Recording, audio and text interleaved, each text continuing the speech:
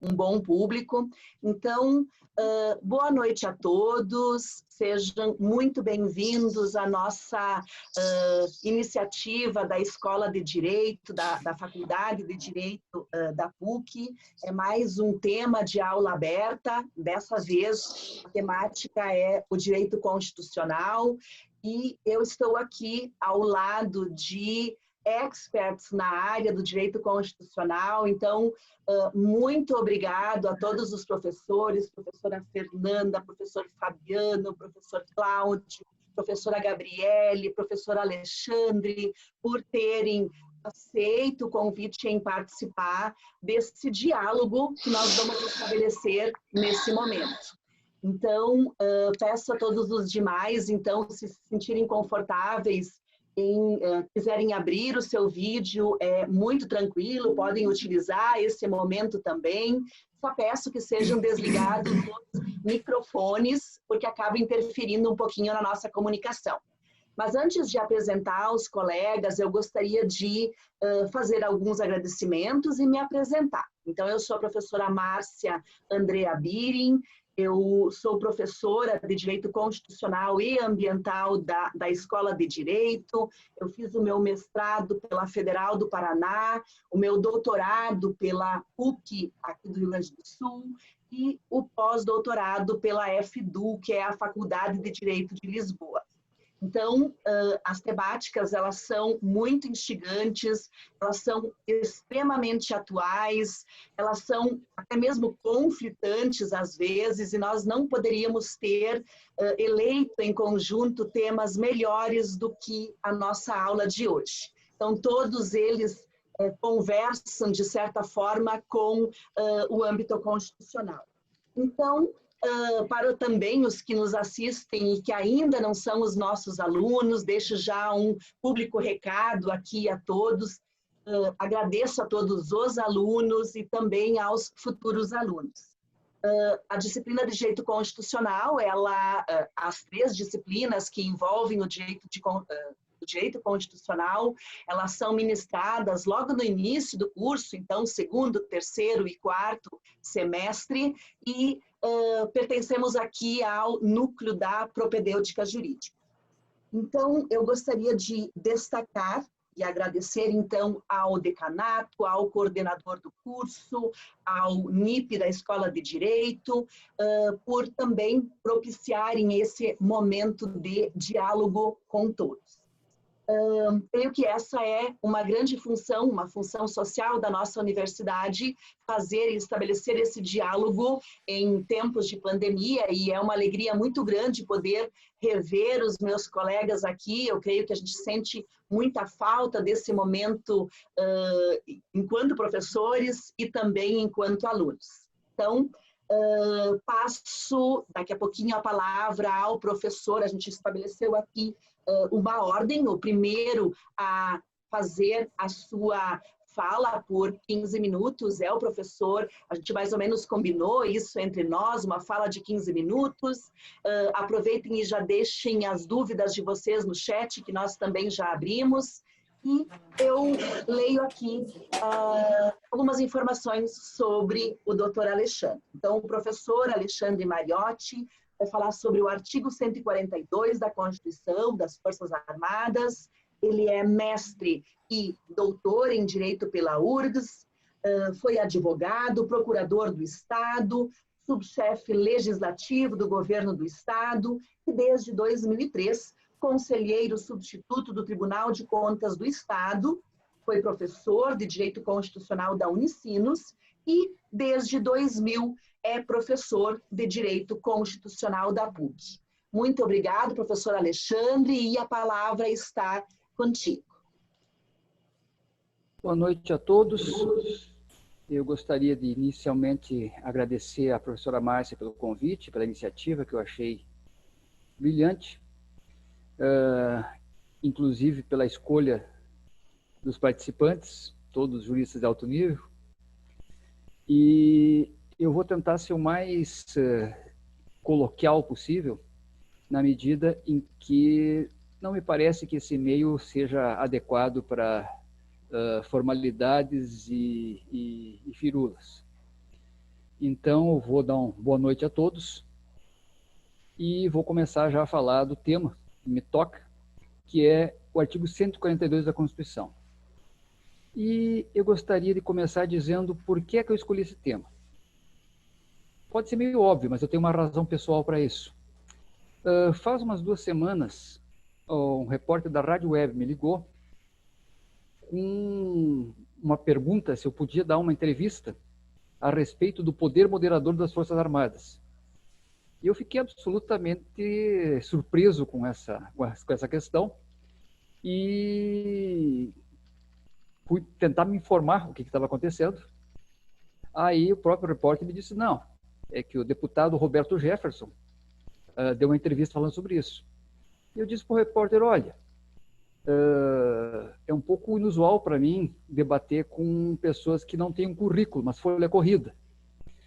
Então, eu prefiro me abster de participar desse tipo de debate.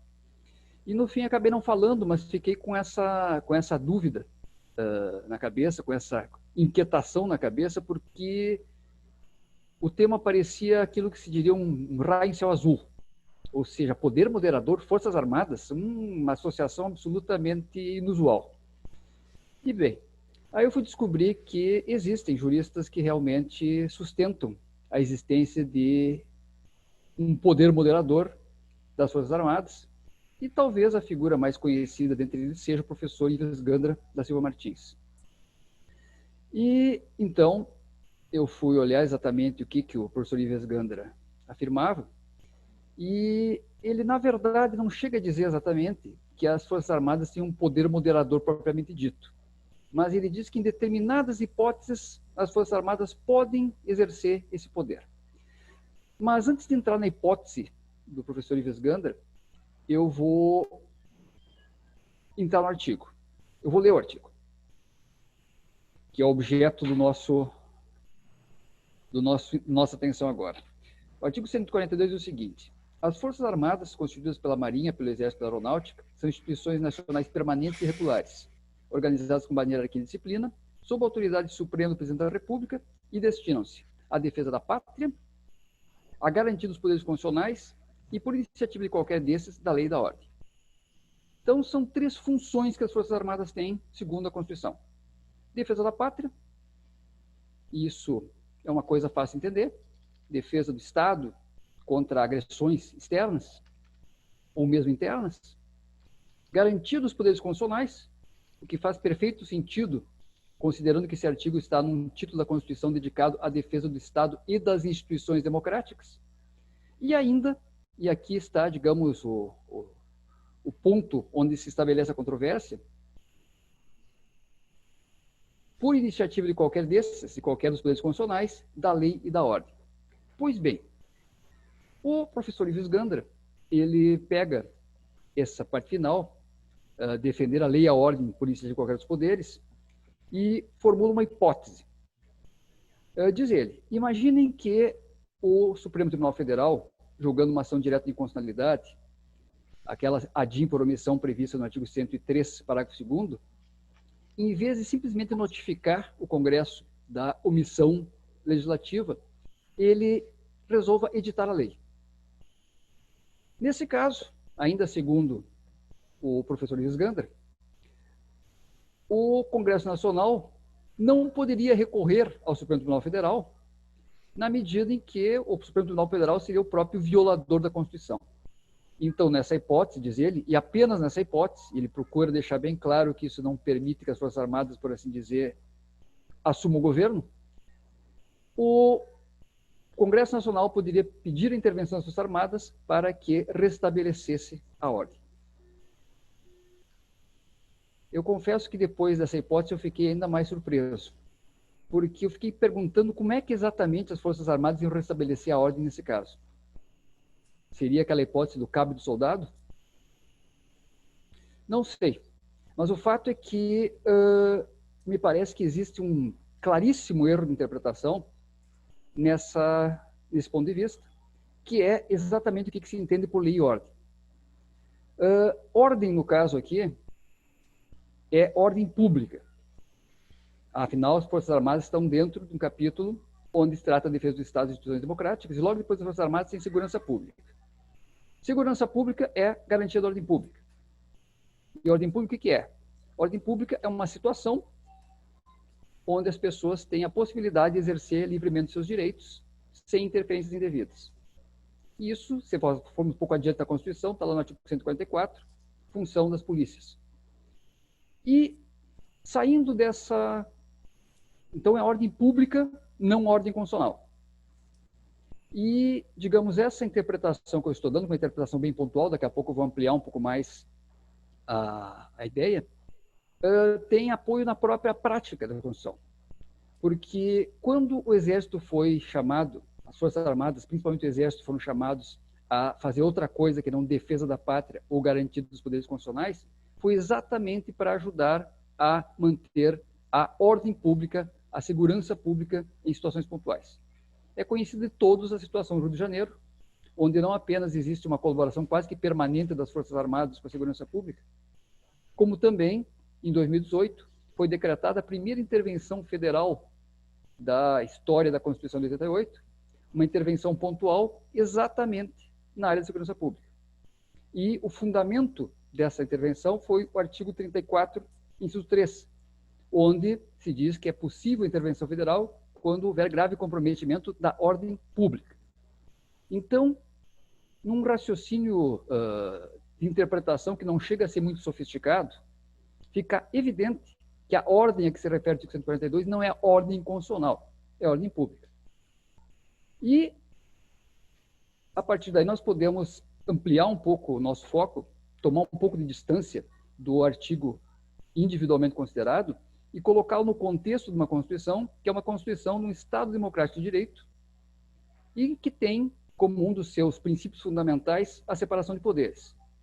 E lá no artigo 2º está dito que são poderes da União, independentes e harmônicos entre si, o Legislativo, o Executivo e o Judiciário. Então, existem 3 poderes. E qual é o papel das Forças Armadas dentro desse quadro constitucional? Forças Armadas são uma instituição permanente que é comandada pelo Presidente da República, e é evidente que o Presidente da República só pode utilizar as Forças Armadas dentro das hipóteses constitucionais. As Forças Armadas não são poder para começar a conversa. E permitir ou entender de alguma maneira que elas pudessem exercer um tipo de poder moderador rompe completamente com a ideia de sistema de freios e contrapesos que a Constituição estabelece. Na verdade, uma separação de poderes, isso é uma coisa que é às vezes difícil de se aceitar quando se olha à primeira vista. A palavra final quase nunca é uma palavra final. E se há dentro da organização dos poderes colocada na Constituição, se há alguém que tem a função de dar a última palavra sobre a ordem constitucional, de guardar a ordem constitucional, é, literalmente, segundo o artigo 101, o Supremo Tribunal Federal, que é intitulado pela Constituição, não são palavras minhas, são palavras da Constituição, o guardião da Constituição. Então, a hipótese levantada pelo professor Ives Gandra, além de ser absolutamente improvável, parte da ideia que o poder desarmado, ou seja, o poder judiciário, é que vai romper a ordem constitucional e, para isso, seria necessário o recurso das Forças Armadas. E com que legitimidade as Forças Armadas fariam isso? Quem é que atribuiu? A Constituição não atribui. Acabamos de ver o artigo 142 e não há como imaginar que esse artigo 142 possa ser interpretado, e aqui eu vou falar expressão de jurista um pouco da antiga, data máxima venia, ou seja, pedindo todas as desculpas e todas as compreensões possíveis, não há como interpretar o artigo 142 dessa maneira.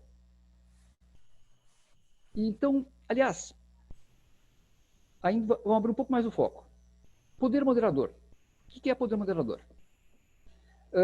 Poder moderador tem a sua história, digamos, ligada à Restauração Francesa e à obra de Benjamin Constant. Benjamin Constant, então, criou a ideia do poder moderador como sendo um poder neutro que deveria ser exercido pelo monarca. E, na verdade, isso significava e significou aqui no Brasil, que adotou essa teoria na sua Constituição Imperial, uma maneira de colocar o imperador no centro da vida política. A Constituição de 1824 dizia: ao imperador, titular do poder moderador, complete zelar pelo bom funcionamento dos outros poderes.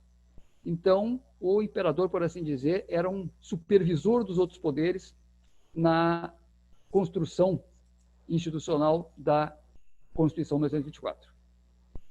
Então, isso servia muito bem, e serviu muito bem ao outorgante da Constituição de 1824, que foi Dom Pedro I, que era um monarca com vocação para monarca clássico, quase absolutista.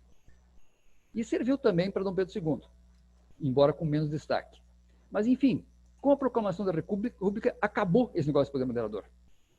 E nós adotamos uma separação de poderes, um sistema de freios e contrapesos, inspirado declaradamente na Constituição norte-americana, onde jamais se falou em poder moderador de quem quer que seja, e jamais se imaginou que forças armadas possam substituir alguns dos poderes constitucionais.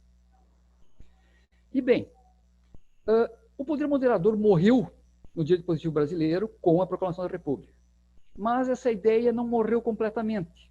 Nós vamos ter um revival dessa questão do poder neutro no debate entre Kelsen e Carl Schmitt no final dos anos 20 a respeito de quem realmente é o guarda da Constituição. E nós conhecemos, pelo menos nós, da área do direito constitucional, conhecemos muito bem esse debate. Carl Schmitt defendia que o chefe de Estado é que deveria ser o guardião da Constituição, e Hans Kelsen defendia que quem devia exercer esse papel era a Corte Constitucional. A versão Carl Schmitt gerou o nazismo. A versão Hans Kelsen gerou as democracias modernas. E é nessa linha de democracia moderna, de separação de poderes com uma Corte Constitucional, que a Constituição de 88 inscreveu o Brasil. E, embora ela não tenha chegado a criar uma Corte Constitucional pura, ela atribuiu ao Supremo Tribunal Federal, conforme eu disse há pouco, a função de guardião da Constituição. O Supremo Tribunal Federal ficou numa função híbrida. Ao mesmo tempo que ele é uma Suprema Corte, e a sua inspiração original foi a Suprema Corte norte-americana, ele é também uma Corte Constitucional. Ele conjuga esses dois papéis e vamos reconhecer com alguma dificuldade. E me parece que o Supremo Tribunal Federal se ressente, digamos, do volume de atribuições que acabam lhe chegando por conta das competências que a Constituição de 88 estabelece. Hoje em dia parece anedota a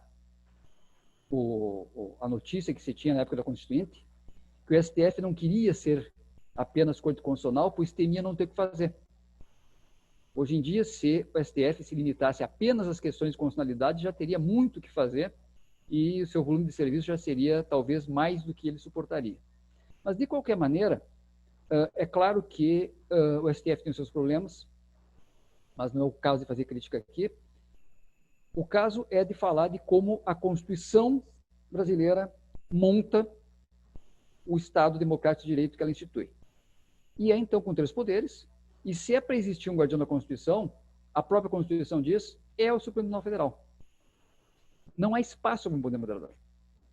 E não há espaço também, em que pese o cuidado com que o professor Ives Gandra tem de não dizer que esse poder moderador das Forças Armadas é permanente, não há espaço para um poder supraconstitucional, paraconstitucional de uma instituição que possa servir como último recurso das outras. Isso é a negação da separação de poderes, isso é a negação do Estado constitucional, isso é simplesmente uma teoria que não tem espaço na Constituição. E aqui, claro, eu não estou fazendo nenhum juízo de valor sobre as Forças Armadas. Eu insisto, eu estou falando apenas na arquitetura constitucional que a Constituição de 88 estabeleceu. Eu corro o risco, professora Márcia, de começar a elocubrar se eu continuar falando. Eu acho que o que eu queria dizer mais claramente eu já disse. Excelente, então, fico aberto professor. para debate, para perguntas, questionamentos. Certo. Então, professor Alexandre, muito obrigado pelas observações, muito pertinentes. Eu acho que esse é o grande objetivo dessa nossa aula aberta, é também dizer como pensamos nesse contexto de pandemia e em razão do que está acontecendo no nosso país nos dias atuais. Então, já deixei, antes acabei não falando, mas já deixei o chat aberto, à medida que vocês, ainda que vocês possam depois fazer algum outro questionamento, a gente vai respondendo por aqui, pelo chat, ou então, né, quando estiver na vez do professor fazer a sua fala, a gente ainda abre uns minutinhos para que possa ter esse contraponto. E os demais professores também, não necessariamente só quando for a sua vez para fazer a fala, mas se quiserem fazer alguma colocação, aproveitar e fazer também perguntas para fomentar o debate, eu acho que é muito bem-vindo. Estou vendo aqui o professor Yuri também, nosso boa noite, e a todos os que estão na sala conosco. Então, agora, o professor Yuri... Pode falar. Te interrompendo aqui, o professor Yuri, mas a gente está com a professora Laura Matos, a professora Regina, a professora Elias. Ai, que legal, que legal. É que eu peguei só a tela inicial, claro, tem toda a outra tela, daqui a pouquinho eu passo e dou uma olhada também, mas isso nos prestigia muito, então, nosso muito obrigado. Então, professora Alexandre... Parabéns, pessoal. Parabéns pela iniciativa, orgulho para a escola. Estou aqui, ouvindo, bebendo nas águas do saber.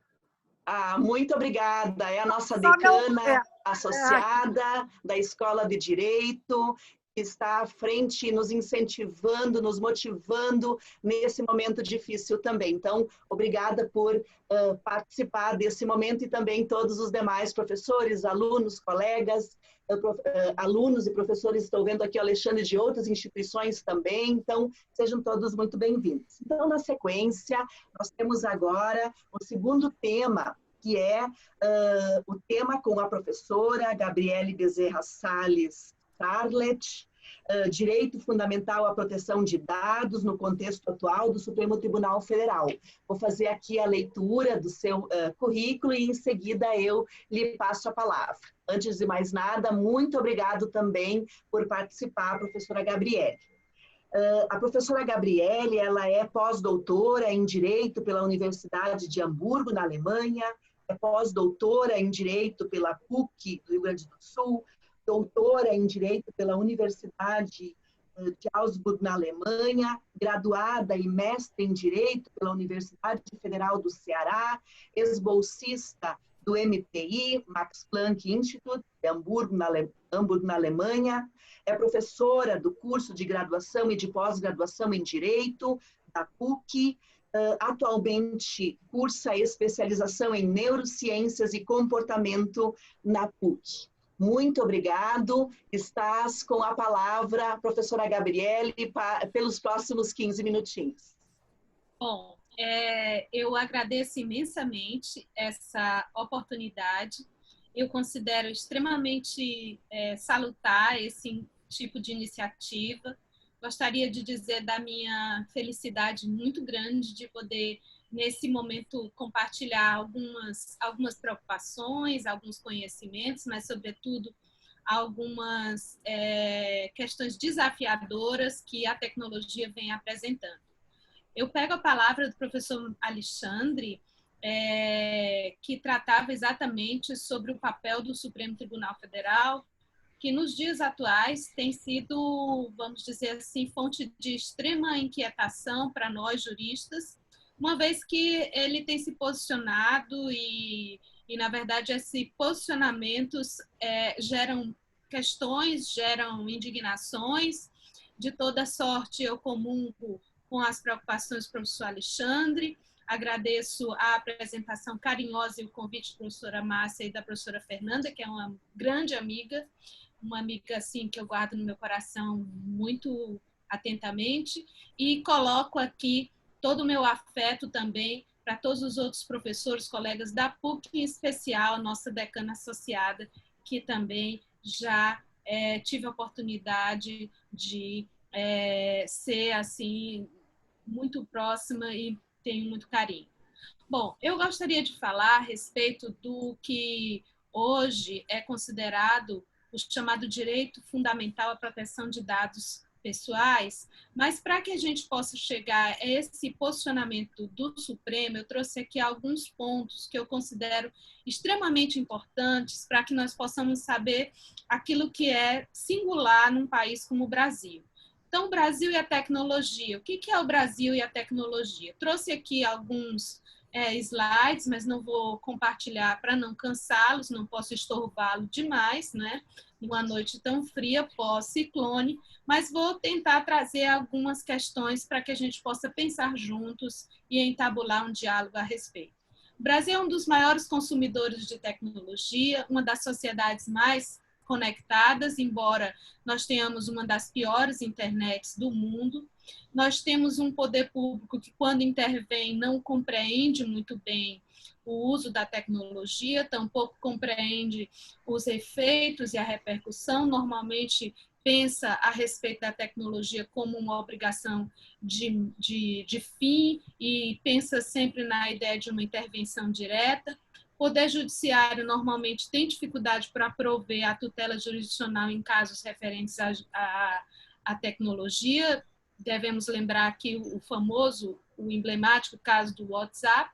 Nós temos aí, portanto, um problema que é um Estado extremamente ativo, uma dificuldade quanto à governança da internet, um problema referente à divisão digital e também a falta de reconhecimento de que dados são, de fato, a grande mercadoria do momento atual. Para que nós possamos entender o que se trata da precificação dos dados no contexto atual, nós podemos dizer aqui que existem os 5 grandes gigantes tecnológicos, né? E o valor conjunto desses 5 grandes, que são os grandes vencedores nessa crise, inclusive da pandemia, ele está precificado, esses 5 grandes, um conjunto de 5 trilhões de dólares. Tá? Então, essas empresas que trabalham com tecnologia, elas, enquanto o mundo todo caiu, elas tiveram um crescimento de mais de 30% na crise da Covid-19. Então, nós temos aí a mais valorizada de todas, desses 5, a Apple, que ela hoje está precificada em 1,43 trilhões de dólares.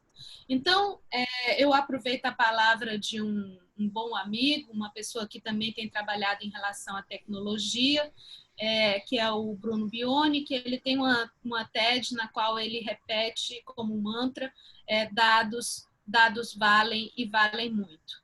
E aí a gente pode dizer que, na verdade, quando se trata, por exemplo, do direito fundamental à proteção de dados, nós temos que lembrar que não há mais um limite intransponível entre os mundos, por exemplo, entre o contexto cibernético, entre o contexto real, porque nós temos várias trocas, produtos que são oferecidos pela internet, consumo digital e assim por diante.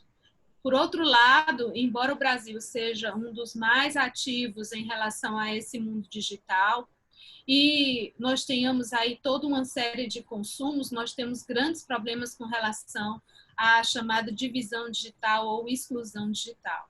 Quando se pensa, por exemplo, em relação a 5 grandes regiões que formatam o Brasil, nós temos o Sul e o Sudeste hiperconectados, e nós temos, por exemplo, regiões rurais da Amazônia ou então do Centro-Oeste que realmente têm dificuldades, que não têm acesso e que estão ainda no nível 1 da chamada exclusão digital.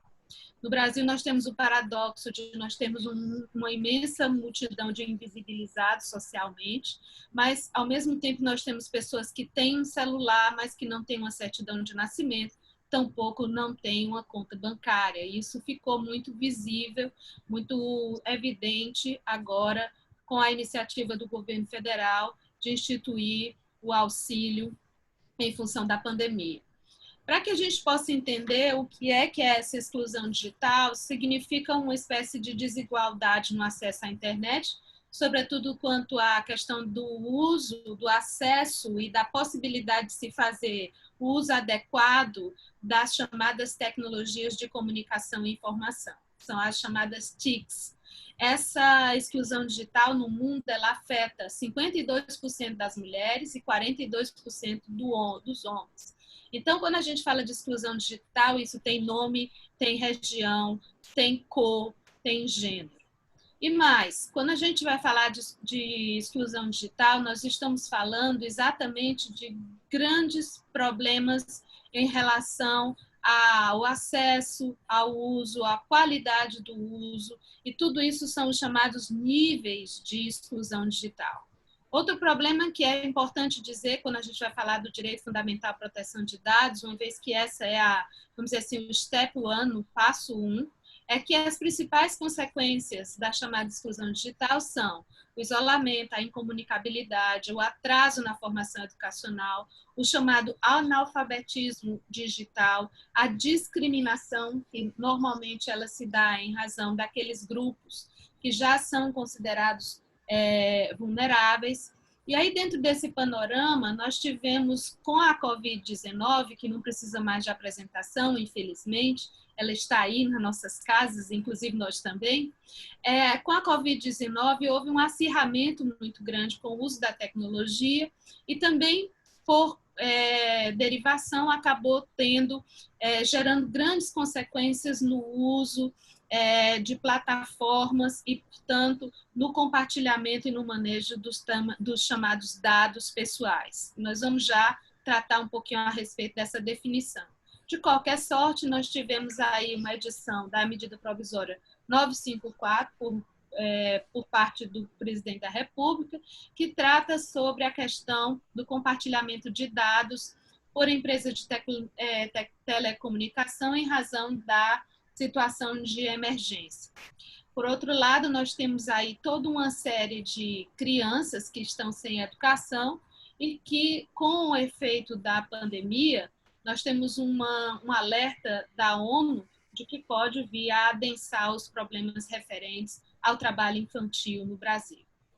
O que é mais importante?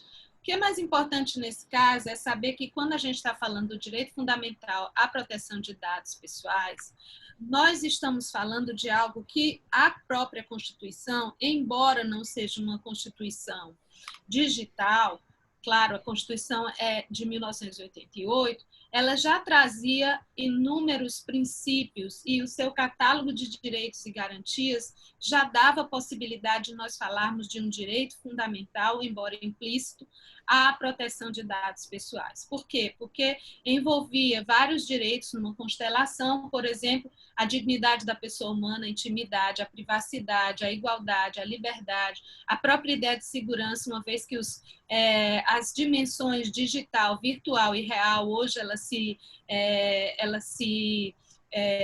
comungam, elas se conjugam. Nós também podemos falar, a despeito de alguns civilistas, que é possível retirar da Constituição um direito ao livre desenvolvimento da personalidade, e essa constelação, juntamente com o Marco Civil da Internet, com a própria lei, a LAI e outros documentos importantes, como o próprio CDC, já traziam ótimas e bons, digamos assim, paradigmas para nós pensarmos na proteção de dados pessoais. E aqui eu faço menção aos grandes pioneiros, como a própria professora Regina, que já vem tratando disso há muito tempo e que vem nos alertando, não é, assim, nas primeiras horas da necessidade. O Brasil ele vem a reboque de outros países, como, por exemplo, a Alemanha, que começou a tratar sobre a questão da proteção de dados na década de 70 e que hoje é considerado o grande ponto de conservadorismo em relação a isso. Grandes decisões já foram tomadas, dentre elas uma que é considerada a decisão-chave, que gerou a necessidade de nós falarmos hoje sobre o direito à autodeterminação informativa, advinda da questão do censo. Tudo isso faz um pool, faz um grande conjunto que nos permite hoje falar no Brasil, a partir da LGPD, que é uma lei relativamente nova, mas que foi produzida ao longo de 10 anos. A LGPD tem uma história, tá?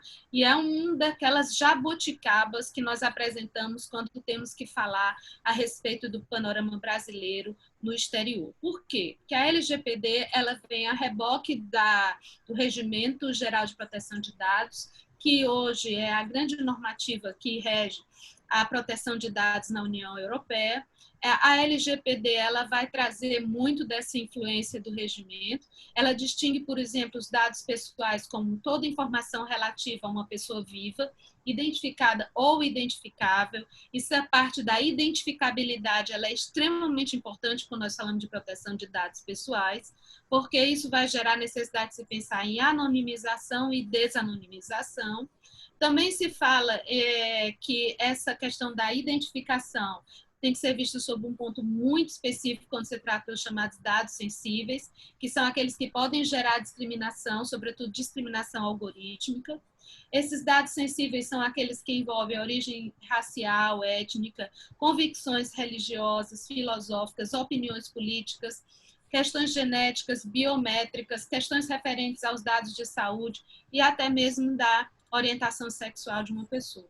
Então, dentre todos os aspectos trazidos pela LGPD, que é uma lei geral de proteção de dados, que ainda não está em vigor, mas que já se encontra, vamos dizer assim, tonificando grandes debates, e inclusive foi alvo da discussão gerada no Supremo Tribunal Federal, essa LGPD, que nós podíamos até brincando num tom de informalidade, perguntar quem tem medo da LGPD no Brasil, né?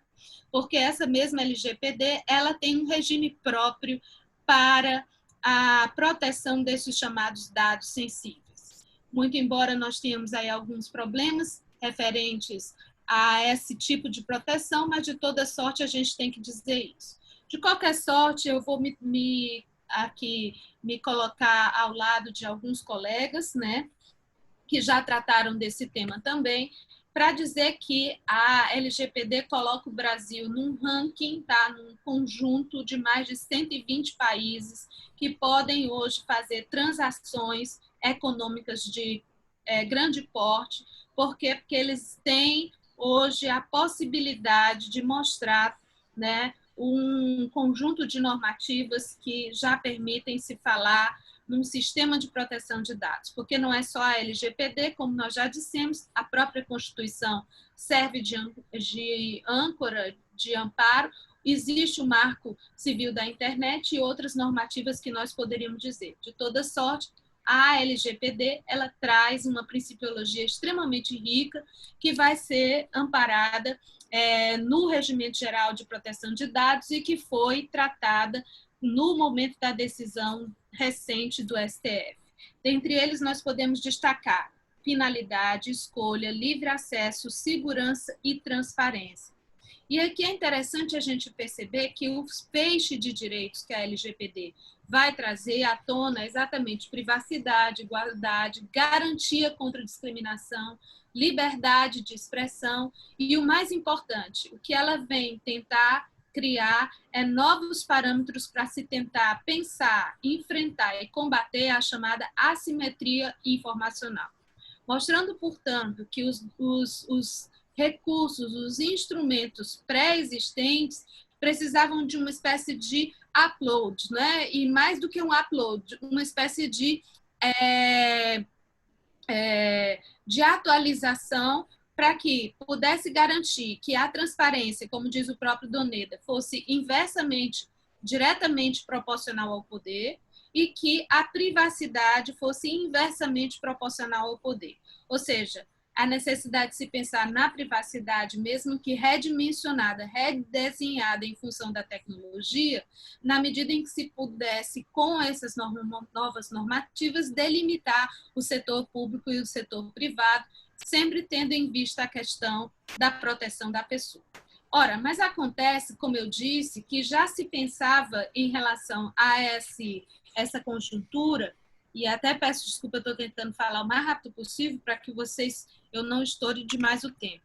Mas assim, nós já pensávamos antes dessa conjuntura exatamente num direito fundamental implícito que teria basicamente essas duas características: o direito de acesso e do conhecimento dos dados pessoais existentes nos bancos de dados, tanto públicos quanto privados, o direito ao não conhecimento, tratamento e utilização e de difusão de determinados dados pessoais pelo Estado ou por terceiros, incluindo, por exemplo, um direito ao sigilo quanto aos dados pessoais. Como eu disse, essa é uma questão importante porque se tratava da ideia de um direito fundamental implícito. Porém, o que nós temos hoje, e eu deixo aqui essa batata quente para os colegas, é exatamente uma questão muito séria, que é o seguinte: quando vai entrar em vigor essa LGPD? E mais ainda, de que maneira que ela vai entrar em vigor em função do quê? Da necessidade de se pensar numa Autoridade Nacional de Proteção de Dados, que seria exatamente uma instituição que teria necessariamente um caráter livre para poder, de fato, agir e atuar, delimitando tanto o setor público quanto o setor privado e efetivando alguns pontos referentes à parte punitiva dessa legislação que ainda estão bastante nebulosas, uma vez que compromete as empresas e, no meu sentir, forja uma nova equação, na medida que até a LGPD nós tínhamos um usuário extremamente preocupado com a necessidade de se tratar de maneira mais clara a respeito dos níveis de consentimento, uma vez que a responsabilidade era eminentemente do usuário. Com a LGPD, essa equação se inverte, na medida em que as empresas é quem devem começar a assumir uma responsabilidade maior. E aí é a raiz daquilo que nós chamamos de direito fundamental à proteção de dados pessoais. De qualquer sorte, só para que vocês possam entender, eu fiz um quadro, depois eu posso disponibilizar, que é um quadro bastante rico, para vocês entenderem o como e quando essa LGPD pode vir a entrar em vigor e de que maneira. Olha só, ela foi publicada em 14 de agosto de 2008, com um prazo de 24 meses. Então, a entrada em vigor seria agora, em agosto de 2020. Só que o Senado aprovou, e a própria Câmara também, um projeto de lei que, em função da Covid e da flexibilização que foi feita para o setor privado, essa lei passaria a entrar em vigor apenas em agosto de 2021. Acontece que, por outro lado, o presidente da República editou uma medida provisória, que é a medida 959, que alterou essa entrada em vigor para 3 de maio de 2001. Para que vocês possam entender a loucura que é isso, significa Sim, que... professora Gabriele, querida, eu não queria te cortar, mas está assim um pouquinho acima já do nosso horário. Então, assim, na verdade, eu preciso de 3 minutos. Discutindo sobre a medida provisória 954 de 2020, que foi aquela sobre o compartilhamento, o julgamento feito pelo Supremo Tribunal Federal foi em sede de medida cautelar. Então, foi discutido, em razão dessa medida provisória, exatamente a possibilidade de se pensar em razão do quê?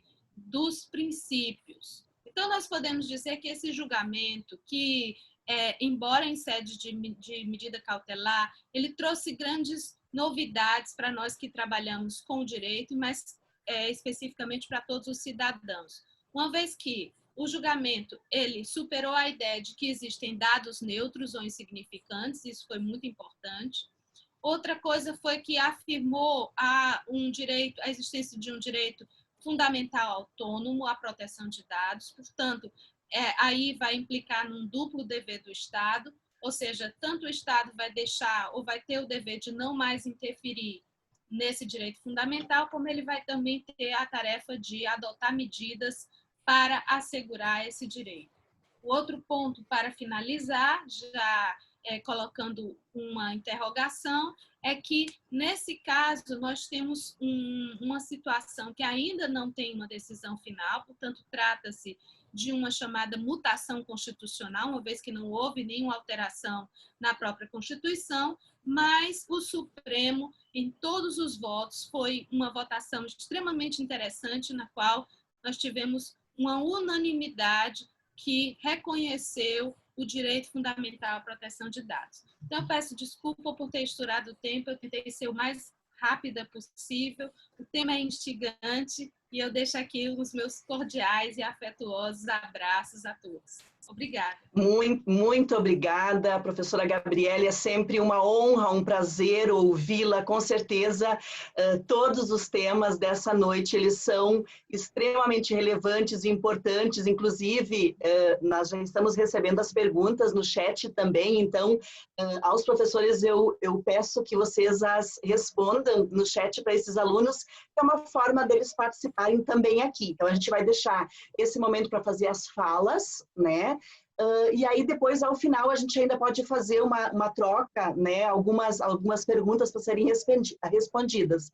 Mas já aproveitem e olhem o chat e já vão nos auxiliando a responder também, certo? Então, muito obrigada novamente. Eu passo... Fernanda, você queria fazer uma colocação? Não, Márcia, está ótimo. Era para isso mesmo, até era com relação ao professor Mariotti, que a gente sabe que vai ter que se ausentar em seguida. Então, tem ali já um questionamento para ele, pode responder pelo chat mesmo. E eu tenho um questionamento ali para a professora Gabriele, se ela puder também depois dar uma olhadinha. E no final a gente dá uma passada geral, né? Porque nós estamos ao vivo também no Facebook. Eu já respondi. Obrigada. Tá. Estou acompanhando aqui, Gabi. A gente está ao vivo também no Facebook, então as perguntas estão sendo feitas lá e estão sendo feitas aqui, tá bom? Perdão pelo tempo. Imagina, Gabriele, imagina. Prazer é todo nosso em poder ouvi-la. E depois, sim, esses materiais a gente vê uma forma para disponibilizar que é sempre interessante. Então, passamos ao nosso terceiro tema da nossa aula aberta aqui da PUC. O professor Fabiano Clementel vai falar sobre o inquérito das fake news e a liberdade de expressão.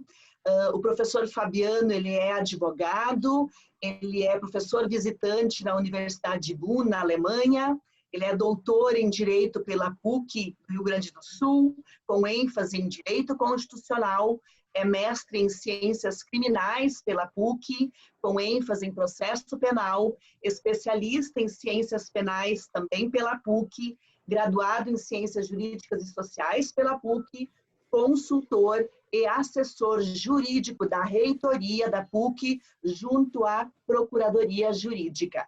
Então, da mesma forma, professor Fabiano, muito obrigada por ter aceito o convite para dialogar conosco nesse momento. A palavra está contigo. Obrigado, professora Márcia. Inicialmente, eu gostaria de cumprimentar a professora Márcia, a professora Fernanda, pelo evento, pela organização, dar os parabéns a vocês. Cumprimentar a professora Regina também, nossa decana associada que está acompanhando o evento. E cumprimentar todos os colegas que compartilham desse espaço maravilhoso comigo e que eu tenho a oportunidade de ser quase que diariamente aluno, professor Alexandre, professor Cláudio, professora Gabriele, que eu conheci agora recentemente. Dizer que é um prazer estar aqui com vocês.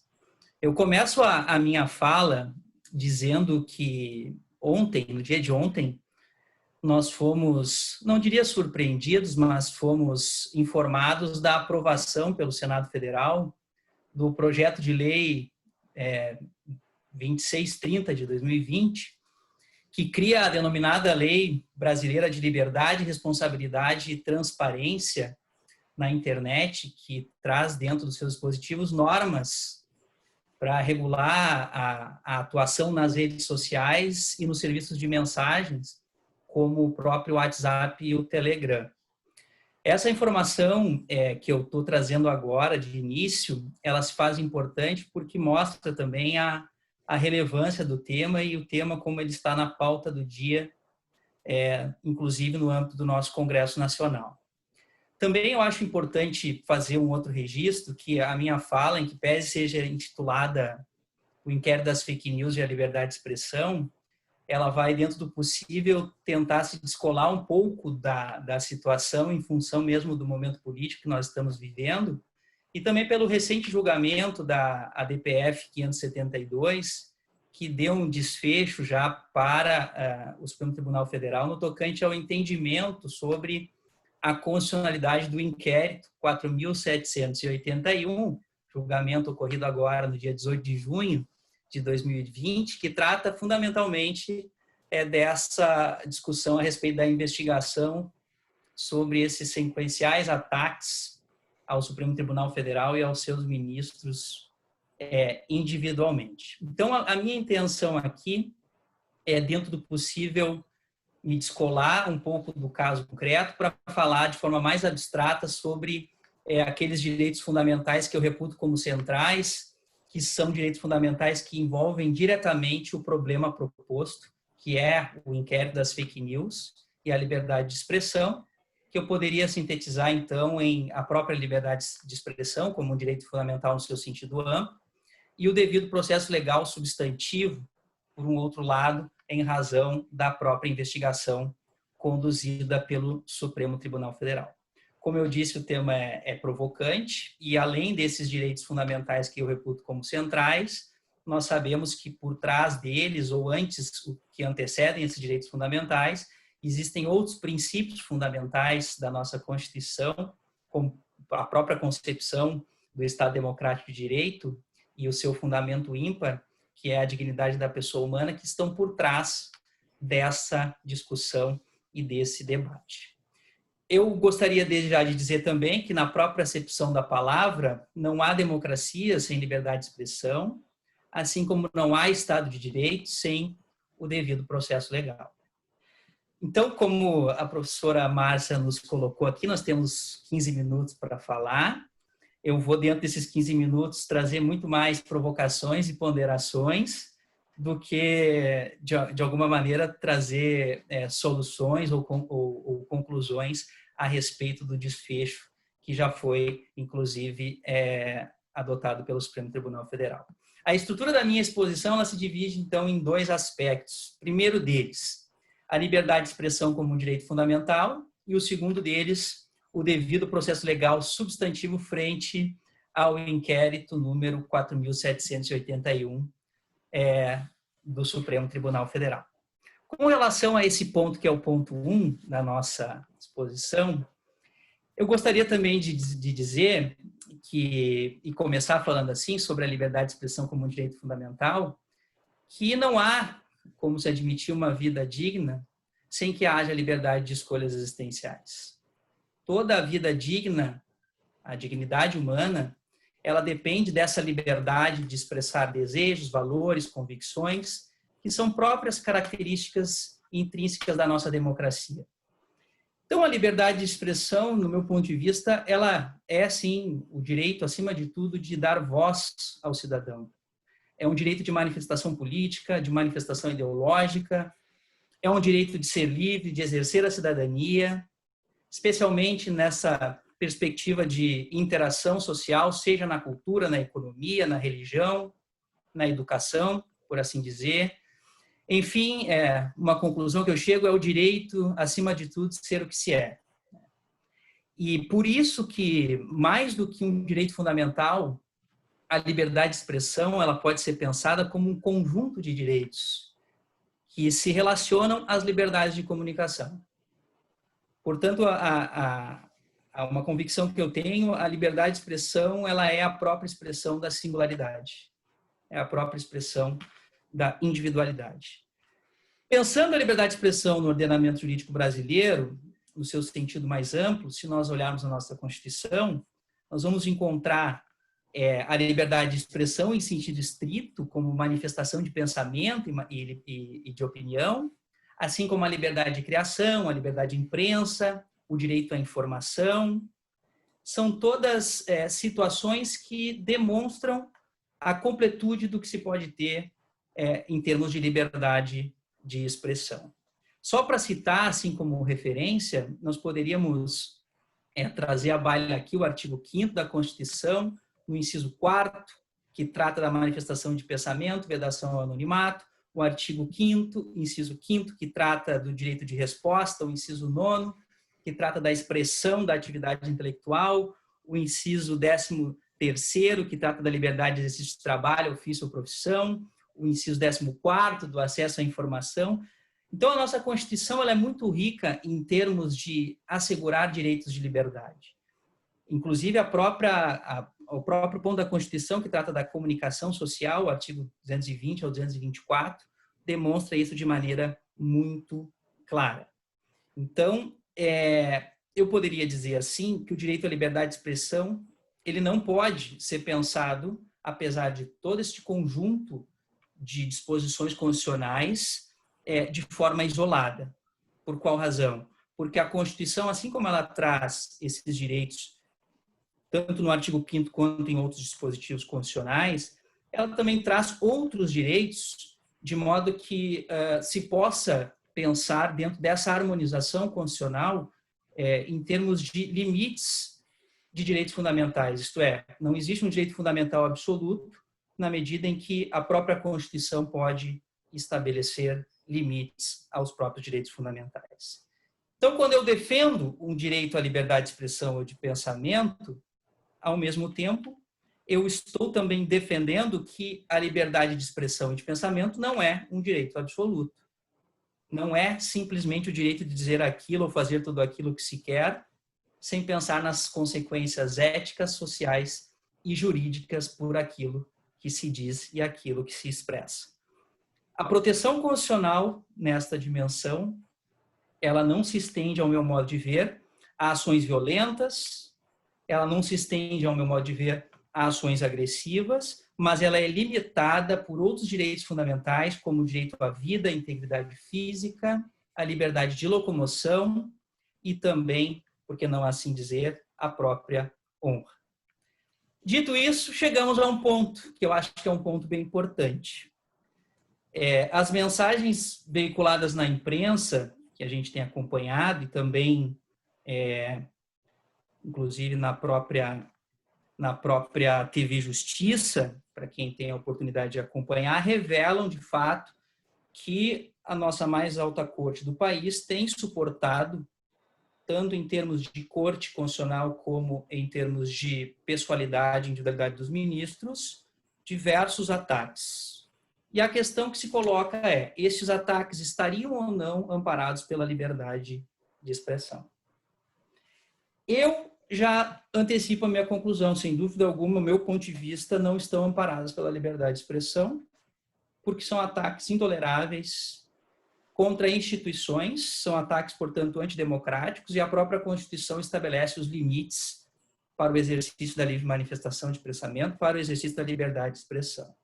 Então, ao meu sentir, esses ataques intoleráveis configuram atos antidemocráticos por afetarem instituições de Estado e também por um simples exame a partir da ponderação de bens, nós podemos chegar à conclusão de que essas manifestações não estariam amparadas pelo direito fundamental à liberdade de expressão. Nós não podemos transformar a liberdade de expressão num escudo que venha a proteger, um escudo de proteção normativa para a prática, para o cometimento de crimes. Feita esta conclusão,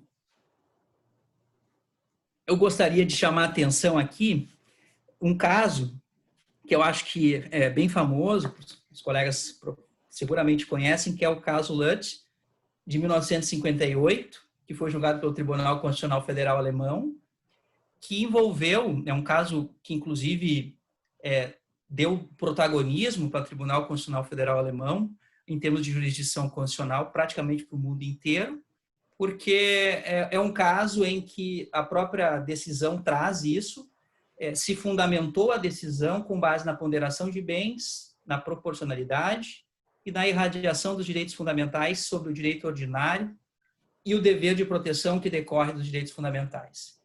Esse caso ficou famoso porque ele é um caso que aconteceu depois da Segunda Guerra Mundial, portanto, depois do período do nacionalsocialismo, e é um caso que envolveu uma ação que foi promovida por uma produtora empresária do filme do autor Veit Harlan, chamada Amada Imortal, e que se pedia nessa ação a condenação do Eric Lutz a omitir-se de expressar as suas opiniões, especialmente quanto ao pedido que foi feito por ele de boicote ao filme em razão da vinculação do autor ao nazismo na época, por ter feito, a pedido de Goebbels, um filme que envolvia a exposição de judeus.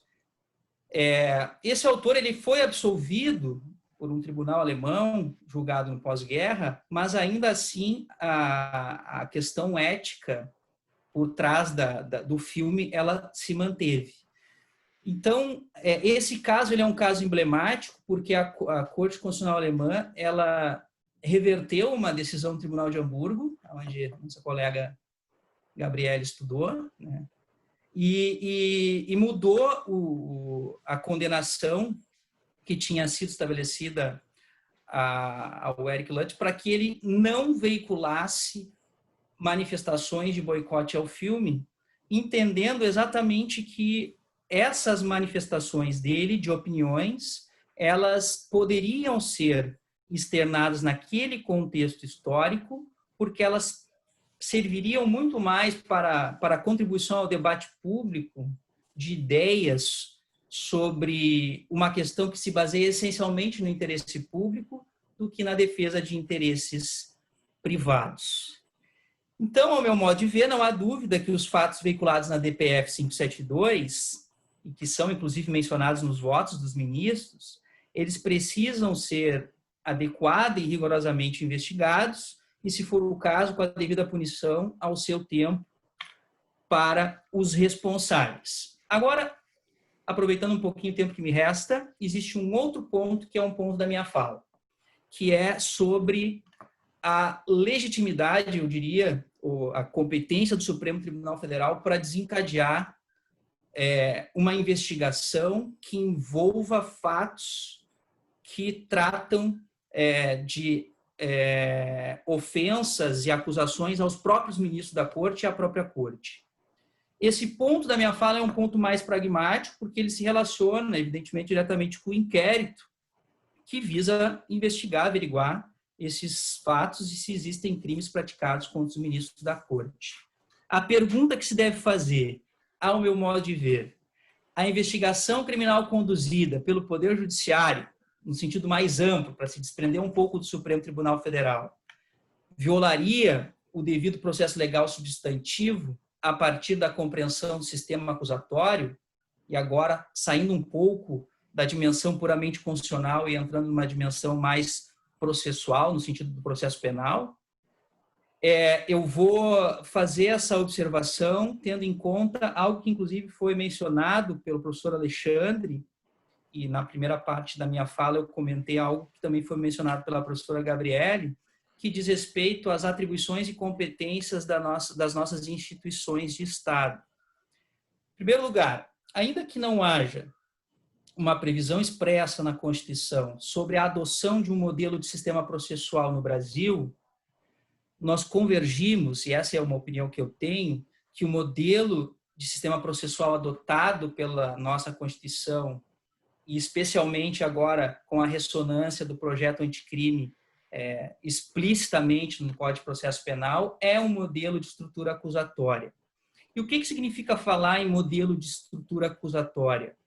O modelo de estrutura acusatória é um modelo que parte do pressuposto de que cada um daquelas instituições e daqueles sujeitos processuais ocuparão funções diferentes dentro de um processo, especialmente de natureza criminal. Significa dizer, portanto, e isso é uma herança medieval, inclusive, que existe ou deve existir alguém com a competência com a função de defender, com a função de investigar, com a função de acusar, ou investigar e acusar, e com a função de julgar. Actum trium personarum. Esse é o resultado de uma produção acadêmica secular de anos da ciência processual e que a gente consegue, a partir de uma interpretação constitucional, pela leitura do artigo 129 da Constituição, pela leitura do artigo 144 da Constituição, consegue chegar à conclusão de que, inclusive para se alcançar a imparcialidade do julgador, é indispensável que ele esteja numa posição de equidistância. Me encaminhando para a minha conclusão, na minha exposição aqui, nós não podemos admitir, esse é o meu ponto de vista, que magistrado venha a julgar causa em que ele conduza a própria investigação. Num primeiro momento. Num segundo momento, menos ainda, nós não podemos admitir, e aí que me parece que é o problema mais grave, que uma investigação seja conduzida por magistrado que também, após a investigação, possa ser reconhecido como sendo uma vítima.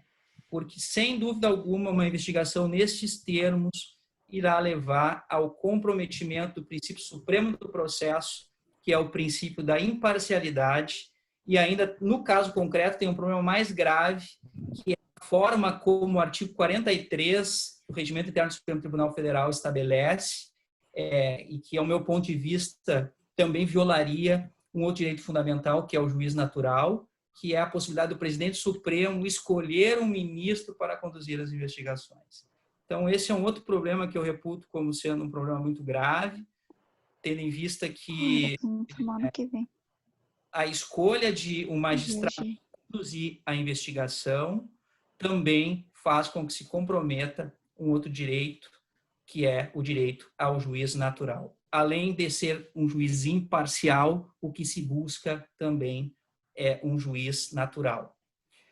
Feitas essas conclusões, eu chego à conclusão, então, de que esse tema é um tema muito polêmico pelo momento em que nós estamos vivendo, e ainda que nós tenhamos fundamento normativo, fundamento, eu diria assim, previsto no regimento para conduzir, para que o presidente do Supremo possa instaurar inquérito ou determinar a instauração de inquérito, nós temos um outro problema ainda mais grave, que a redação do artigo 43 diz que a infração à lei penal deve se dar na sede ou dependência do tribunal.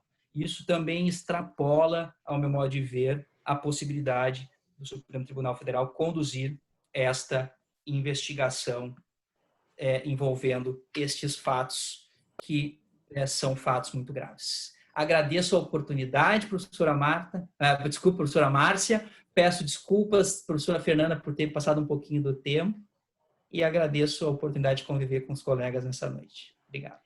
Imagina, nós que agradecemos poder ouvi-lo. Eu acho que está servindo esse momento também para que a gente tenha a oportunidade para escutar os demais colegas, porque geralmente nós não escutamos os demais colegas. Nós sempre estamos em aula, né? Às vezes salas opostas, e a gente não tem esse privilégio de poder verificar a interpretação que é lançada, até como, né, são conduzidas essas interpretações. Então, muito obrigado, não só a ti, professor Fabiano Clementel, mas a todos os professores também que aqui estão. Então, só tenho a agradecer, e à medida que vão surgindo, né, acho que lá no chat tem alguma observação, se quiser depois auxiliar, responder. Isso. Muito obrigado. Então, passo, então, de imediato ainda não, né, professor Cláudio? Eu vou fazer a sua apresentação primeiro e depois eu passo para que você possa fazer a fala. O professor Cláudio Ari Melo vai fazer a quarta fala, né, sobre o conceito de pluralismo político e a DPF 548. Então, o professor Cláudio Ari, ele é doutor em Teoria do Direito pela URGS, ele é mestre em Direito do Estado pela PUC, ele é professor da Escola de Direito da PUC e dos cursos de pós-graduação na FMP. É promotor de justiça da Promotoria de Justiça de Defesa do Patrimônio Público de Porto Alegre. Então, professor Cláudio, da mesma forma, em torno de uns 15 minutinhos, para lançar aqui as suas dúvidas também sobre esse tema. Muito bem. Bom, então eu inicio parabenizando a ti, Márcia, e a Fernanda pela organização muito oportuna e muito pertinente no evento. Saúdo os meus queridos colegas e alunos, aqueles que eu posso ver porque liberaram as imagens e os que não. É um prazer estar com vocês discutindo temas de direito constitucional e, sobretudo, porque Em direito constitucional, nós somos sempre todos alunos. A dinâmica da história política e da história constitucional é tão vertiginosa, sobretudo num país como o Brasil, que todo dia é dia de aprendizado. Certezas de ontem são derrubadas por fatos de hoje. E esse processo é um processo dinâmico, exigente, mas ele, sobretudo, se enriquece muito na medida que ele se torna participativo. Não é espaço, o direito constitucional, teoria constitucional, direito constitucional, não é espaço para dogmáticos. É espaço para quem efetivamente gosta do diálogo, de aprender com a divergência, com a diferença. Tá? O ponto que eu queria trazer para vocês, ele parte de um problema muito concreto que surgiu desde o ano passado, mas que se acelera muito nos últimos meses, que é, digamos, o espanto pela emergência de manifestações que vêm de agentes públicos, de instituições e da população no sentido de derrubada da democracia, golpe de Estado, de implantação de uma intervenção militar ou de uma ditadura militar.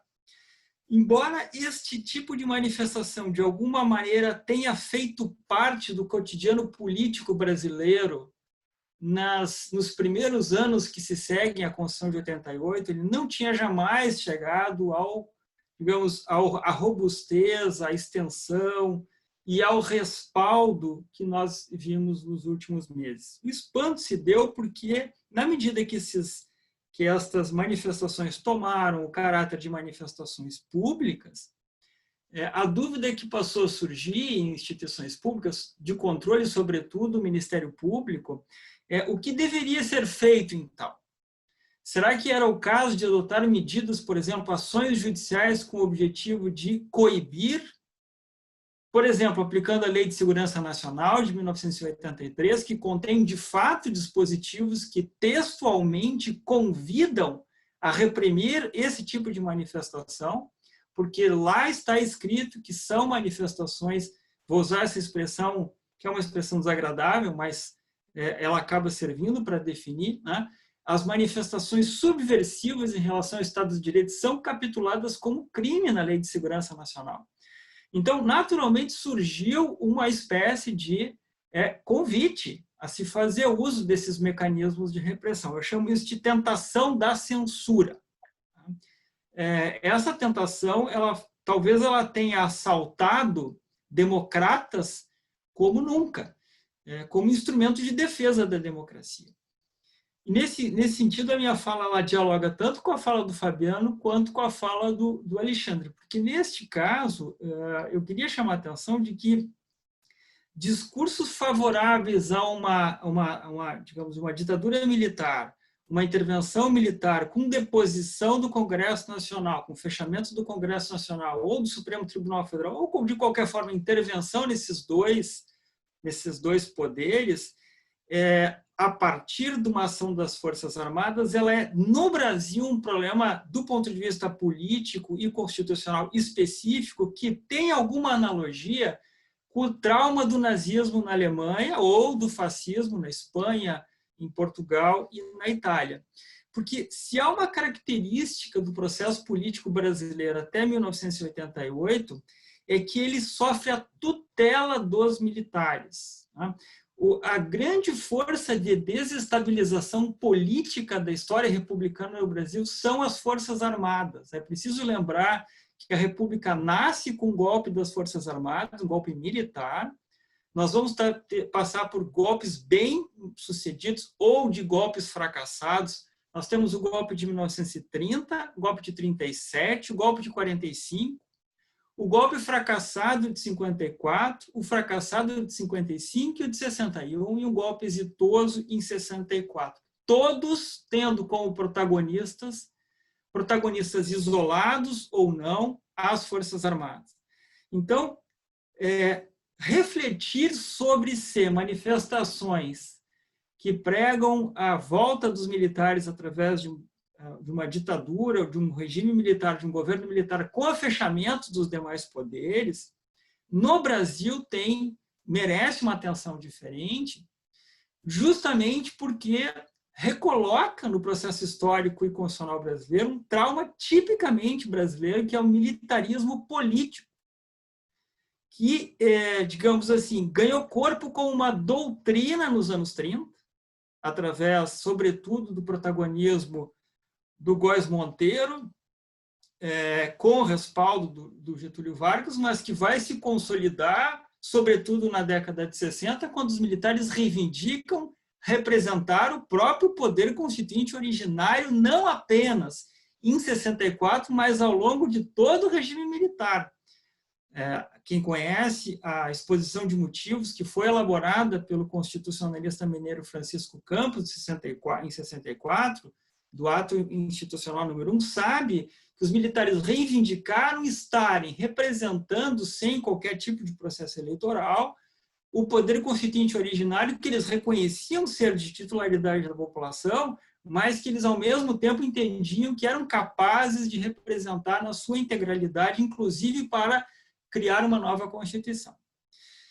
Então, não é simples de pensar como reagir digamos, a esse tipo de manifestação. Será que é o caso de ceder à tentação da censura e, portanto, de reprimir, inclusive fazendo uso da Lei de Segurança Nacional, que contém dispositivos que textualmente autorizariam a repressão, inclusive o enquadramento como crime dessas manifestações que aconteceram aqui em Porto Alegre sistematicamente, nas principais capitais brasileiras, mas que também, de alguma forma, apareceram, inclusive, em sites oficiais do governo federal? Muito bem. Eu acho que a gente pode falar sobre isso de várias maneiras, mas eu convidaria a gente tentar entender esse ponto desde da perspectiva como que o Supremo Tribunal Federal vem construindo o que a gente pode chamar de uma doutrina constitucional brasileira da liberdade de expressão. O Supremo tem tido cuidado de digamos, de desenvolver uma concepção bastante coerente e muito generosa de liberdade de expressão, que, de alguma maneira, dialoga com uma agenda que era uma agenda que esteve presente apenas na velha República, sobretudo pelo protagonismo do Rui Barbosa, mas que ficou ausente do processo político brasileiro, de certa forma. Eu preciso lembrar que os liberais brasileiros, por exemplo, vinculados à UDN, na década de 50 e década de 60, aderiram a golpes. Então, o liberalismo brasileiro, no sentido de uma proteção radical da liberdade de expressão, inclusive da liberdade de imprensa, é também uma novidade no processo histórico brasileiro. Mas vem sendo construído com decisões que são decisões muito coerentes e muito, digamos, agora nesse momento já com várias dimensões. E uma das dimensões é a compreensão do papel da liberdade de expressão e da liberdade de reunião na construção de uma concepção do que significa pluralismo no contexto da democracia brasileira. Porque não há como a gente pensar num regime democrático sem pluralismo. É uma característica do regime democrático, que é um regime jovem, é preciso lembrar, ele tem a importância que tem, mas ele nasce há 200 anos atrás apenas, e ele ainda está em processo de experimentação. No Brasil, ele nasce em 88, não existiu democracia no Brasil antes de 88. E qualquer experiência democrática pressupõe o pluralismo e a preservação do pluralismo. O Supremo tem várias decisões importantes, mas ele acaba de confirmar uma muito importante. Eu vou citar um trecho dessa decisão, porque eu acho que ela encaminha um movimento, Fabiano, que vai ser preciso ver como dialoga com a decisão que tu trataste. Esse caso, a DPF 548, ela foi julgada definitivamente agora em maio, mas quem acompanhou as eleições em 2018 vai lembrar que no sábado que antecedeu a decisão, a ministra Carmen Lúcia concedeu uma medida cautelar na DPF para suspender todas as decisões judiciais, mas inclusive atos praticados por forças policiais, que de alguma maneira tentaram interferir em ações que vinham sendo praticadas no processo eleitoral, dentro de universidades e dentro, inclusive, de sedes de associações de professores. Várias universidades tiveram a intervenção de juízes eleitorais, inclusive a pedido do Ministério Público, e mesmo ações que não foram autorizadas por juízes para impedir, por exemplo, para remover cartazes, para impedir debates, para impedir salas de aula, tomando depoimentos de professores dentro das universidades, ingressando em sedes de associações para coletar material, panfleto, cartaz, inclusive na Universidade Federal do Rio de Janeiro, cartazes que questionavam o assassinato da Marielle Franco, que não tinha qualquer relação especificamente com as eleições, ou então cartazes contra o fascismo.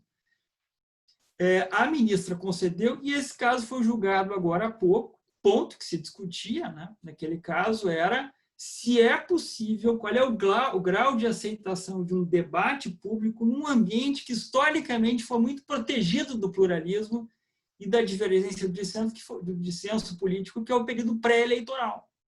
Historicamente, se procurou, o Brasil tem trauma também em relação a isso, né? Se procurou proteger esse período eleitoral e os espaços públicos, especialmente. E isso foi desafiado no processo eleitoral, na medida em que os professores levaram para dentro das universidades o debate efetivamente sobre o que estava em jogo nas eleições de 2018. Pois bem, o Supremo Tribunal Federal, então, deu mais um passo em relação a duas decisões anteriores. E eu diria, se eu ler um trecho, acho que esse trecho é muito representativo do pensamento do Supremo Tribunal Federal nesta decisão e no contexto das decisões que vêm refletindo sobre liberdade de expressão e pluralismo na Constituição brasileira. É um trecho do voto do ministro Celso de Mello, que não é o relator, mas vocês sabem, todos que conhecem a jurisprudência do Supremo sabem a importância do ministro Celso de Mello na construção da teoria da liberdade no direito constitucional brasileiro.